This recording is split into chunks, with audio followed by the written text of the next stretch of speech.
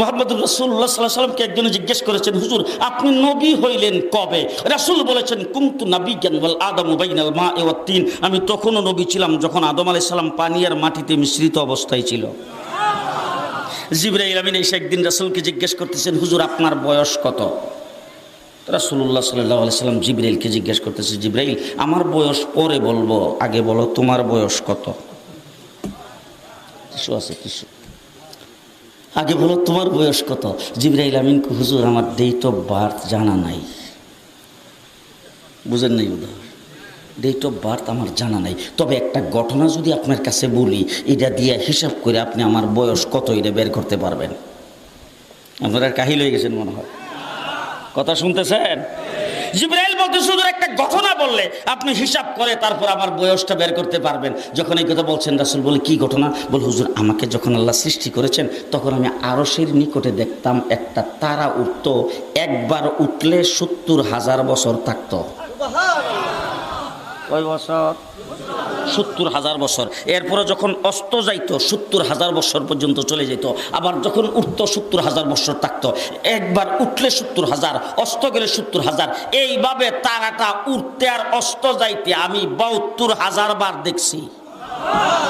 হুজুর এখন হিসাব করে আমার বয়সটা কত এটা আপনি বের করে নেন। রাসূলুল্লাহ সাল্লাল্লাহু আলাইহি সাল্লাম বলেন, হিসাব করার জন্য তো ক্যালকুলেটর মেশিন লাগবে, সেই মেশিনটা তো এখন নাই, হিসাবটা পরে করব, আগে বলো দেখি তারাটার নাম কি, কোথায় থেকে আসতো, এটার পরিচয় কি? জিবরাইল আমিন বলেন, হুজুর এই সম্পর্কে আমি কিছুই জানি না। আল্লাহর নবী বলেন, আমার কাছ থেকে জেনে নাও, যেই তারাটারে তুমি উঠতে দেখতা অস্ত যাইতে দেখতা, সেই তারাটাই ছিলাম আমি।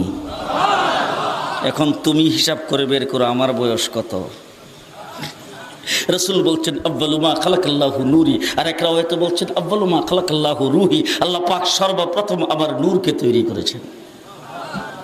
মুহাম্মদুর রাসূলুল্লাহ সাল্লাল্লাহু আলাইহি সাল্লাম আমাদের মধ্য থেকে একজন মানুষ, আমাদের মতো মানুষ নয়। দৃষ্টান্ত স্বরূপ বলতে চাই, আমরা যখন মায়ের পেটে ছিলাম তখন মার তো কোনো কষ্ট হয়নি।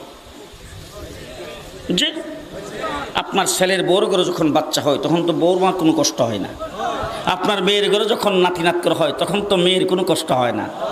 সবাইরই কি হয়? সবাইরই কি হয়? আমাদের হাফিজ হুজুর জন্মগ্রহণ করেছেন, তার মার কি কোনো কষ্ট হয় নাই? আপনাদের ইসমাইল নূরপুরি সাহেব জন্মগ্রহণ করেছেন, তার মার কি কোনো কষ্ট হয় নাই? ওলি আব্দাল গাউস কুতুব পীর বুজুর্গ যা বলেন, লিডার বলেন আর নেতা বলেন, সবাই জন্মগ্রহণ করেছে মায়ের পেট থেকে।